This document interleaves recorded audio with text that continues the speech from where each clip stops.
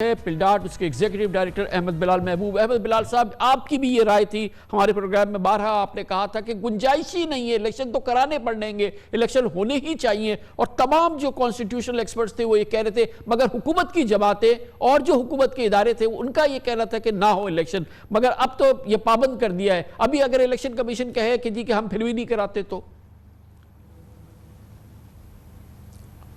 बहुत शुक्रिया कामरान साहब।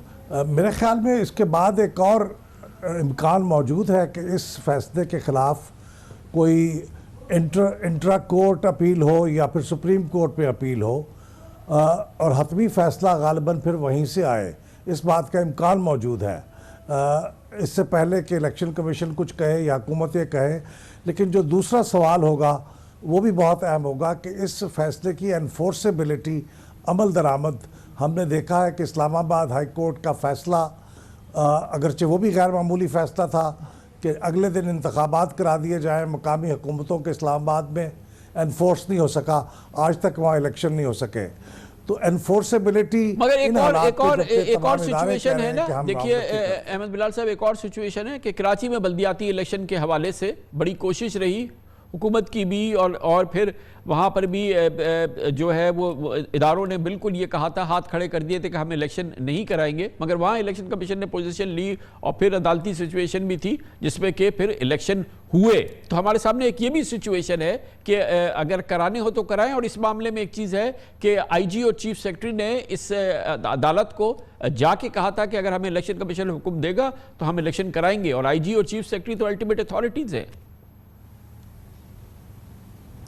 आप सही कह रहे हैं। इलेक्शन कमीशन का इस बारे में क्या मौक़िफ़ होगा वो गालिबन फ़ैसला कौन होगा। अगर इलेक्शन कमीशन ने ये सारी बातें सुनने के बाद तमाम फरीकों की ये फ़ैसला किया और अदालत के फ़ैसले के मुताबिक कि हम तो इलेक्शन कराएंगे और हुकूमत के तमाम इदारों को मामलत करनी पड़ेगी, तो फिर इलेक्शन होंगे। लेकिन अगर इलेक्शन कमीशन ने ख़ुद ये महसूस किया कि उसकी कोई मामलत नहीं कर रहा, प्रैक्टिकली पैसे भी उसको जारी नहीं कर रहे, तो फिर सूरत हाल मुख्तलिफ होगी। और लेकिन जैसे आपने फरमाया कि जाहिर है कि ये भी सिंगल बेंच है, हुकूमत इसको अपील करेगी, इंट्रा कोर्ट हो सकता है अपील करे या इसको सुप्रीम कोर्ट पे लेके जाए और ये मामला सुप्रीम कोर्ट तक जाए। लेकिन अगर अल्टीमेटली अदालत इंट्रा कोर्ट या फिर सुप्रीम कोर्ट पे जाए, तो फिर सुप्रीम कोर्ट तो फिर पाकिस्तान के तमाम इदारों को कह सकती है ना कि आप इलेक्शन कराएं।